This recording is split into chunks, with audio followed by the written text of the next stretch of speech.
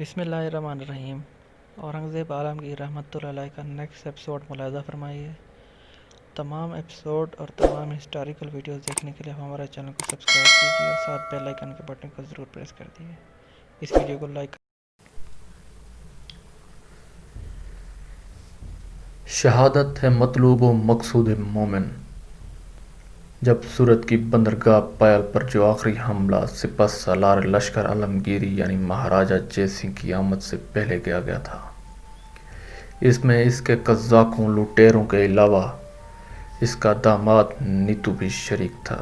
یہ نیتو بھی اپنے سسر سیواجی کی طرح ڈاکہ زنی اور قزاقی میں برق تھا۔ میدانی لڑائیوں سے یہ بھی گھبراتا تھا، لیکن جنگ گریز پا یعنی گوریلا وار کے فن میں یہ بھی طاقت لشکر رکھتا تھا۔ شاہی لشکروں کے ساتھ سیواجی، نیتو اور دوسرے ساتھی اس طرح کی جنگ کیا کرتے تھے، لیکن یہ حجاز جنگ کے فن سے ناواقف تھے۔ یعنی یہ لوگ فن جنگ سے ناآشنا تھے۔ ان کے پاس نہ ساز و سامان تھا، نہ جنگی آلات، اسلحہ اور نہ لڑنے کا ارادہ تھا، کیونکہ یہ لوگ حجاز مقدس کے عظیم سفر کی طرف رواں دواں تھے۔ سیواجی اور اس کے نام نہاد لوگوں یعنی اس کے داماد نیتو کو یہ حقیقت معلوم تھی۔ یہی وجہ تھی کہ انہوں نے اس موقع پر گوریلا لڑائی نہیں بلکہ باقاعدہ میدان میں آ کر لڑائی لڑنا شروع کر دی۔ انہوں نے حاجیوں کو جی بھر کے لوٹا، قتل کیا، ان کے مردوں کے علاوہ بچوں اور عورتوں تک کو بھیڑ بکری کی طرح ذبح کر دیا۔ اور یہ سب بھیڑ بکری کی طرح ذبح ہو گئے اس لیے کہ لڑنے کا ان کو فن نات معلوم تھا۔ لیکن انہی میں ایک صاحب مولانا روح اللہ تھے۔ عمر کوئی 60 کے لگ بھگ ہوگی، لیکن کلے ٹھلے کے آدمی تھے، یعنی ہٹے کٹے جوان آدمی نظر آتے تھے۔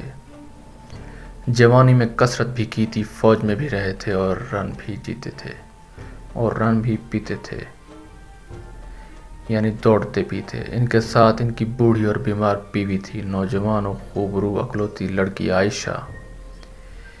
یہ نہتے بھی نہیں تھے، تلوار اور خنجر سے لیس تھے۔ جب تک سیواجی کے آدمی ان تک نہیں پہنچے، یہ خاموش اپنی جگہ بیوی اور لڑکی کی حفاظت کے لیے بیٹھے رہے۔ بیمار بیوی نے ان سے پوچھا کہ کیا ہو رہا ہے۔ یہ کیا ہو رہا ہے؟ وہ ایک تاثر کے عالم میں گویا ہوئے۔ اب ہم میں سے کوئی نہیں بچ سکتا۔ عائشہ سہم گئی، اس نے لرزتی ہوئی آواز میں پوچھا، پھر کیا ہوگا ابا جی؟ انہوں نے شفقت سے بیٹی کے سر پہ ہاتھ پھیرا اور کہا، تو کیوں گھبراتی ہے؟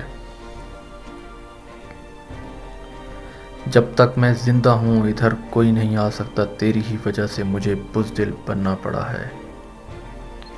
مسلمان اس طرح کٹ رہے ہوتے تھے اور میں بیٹھا رہتا، یہ ناممکن تھا۔ کہیں تجھ پر آنچ نہ آ جائے، کہیں وہ ظالم تجھے نہ دیکھ لیں، اس لیے میں اب تک تمہارے ساتھ موجود ہوں بیٹی۔ اور پھر وہ ایک جذبہ کے عالم میں بولے، اگر دشمن یہاں تک آ گیا میری بچی، تو اس تلوار سے پہلے تیرا خاتمہ کروں گا، پھر دشمنوں سے لڑتا ہوا مر جاؤں گا۔ عائشہ کو جیسے زندگی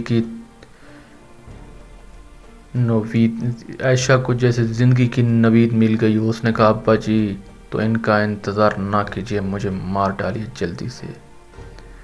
مولوی روح اللہ نے حیرت سے بیٹی کی طرف دیکھا اور سوال کیا، تجھے کیوں مار ڈالوں؟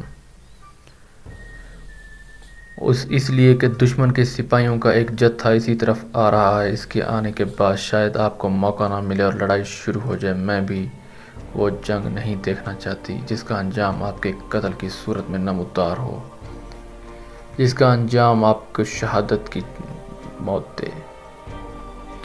مولوی روح اللہ نے ابھی کوئی جواب نہیں دیا کہ 15-20 آدمیوں کا ایک خون آشام اور مسلح جتھا بالکل سر پر آ گیا۔ اس جتھا کا سردار نیتو تھا۔ اس نے مولوی روح اللہ سے کہا، اپنا تمام مال و اسباب، زر، سارا سامان، سارا نگ جمع کر دو۔ مولوی روح اللہ اس کے لیے شاید پہلے ہی سے تیار تھے۔ انہوں نے سب کچھ سامنے ڈھیر کر دیا۔ نیتو نے اپنے ایک ساتھی کو اشارہ کیا، اس نے سب مال اسباب اکٹھا کر لیا اور اپنے قبضے میں لے لیا۔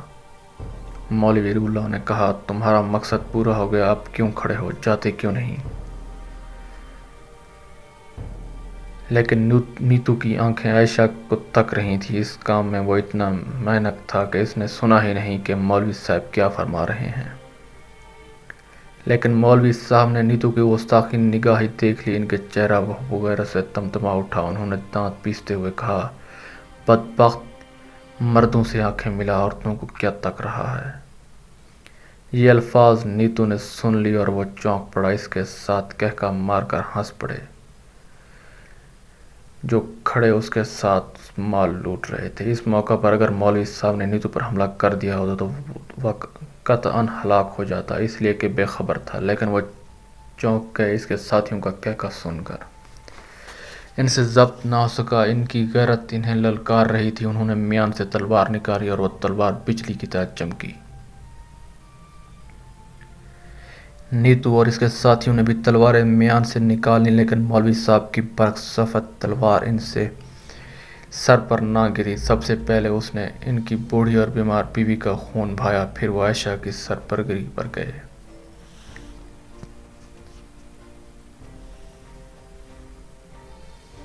بیوی کے ہلاک ہوتے ہی ان کا عزم اور جذبہ قائم ہو گیا اور بڑھ گیا، لیکن عائشہ پر تلوار چلاتے وقت ان کے ہاتھ کانپ گئے۔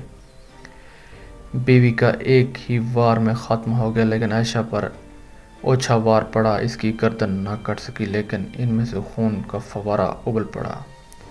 نیتو نے اپنے ایک ساتھی سے کہا، اس لڑکی کو خبر لو۔ پھر وہ مولوی روح اللہ سے مخاطب ہوا، بوڑھے کھسوٹ، یہ تو نے کیا کیا؟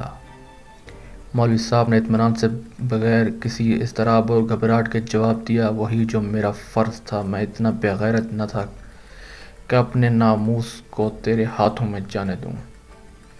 میں نے بیوی اور لڑکی کو موت کے گھاٹ اتار دیا، اب تیری باری ہے، تو سنبھل۔ یہ کہہ کر مولوی صاحب نے نیتو پر تلوار چلائی، لیکن بہت سی تلواروں نے سپرپن ان کی شمشیر آبدار کو روک لیا اور پھر کئی تلواریں ان کے جسم پر لپٹ پڑیں اور وہ کلمہ شہادت پڑھنے شروع ہو گئے۔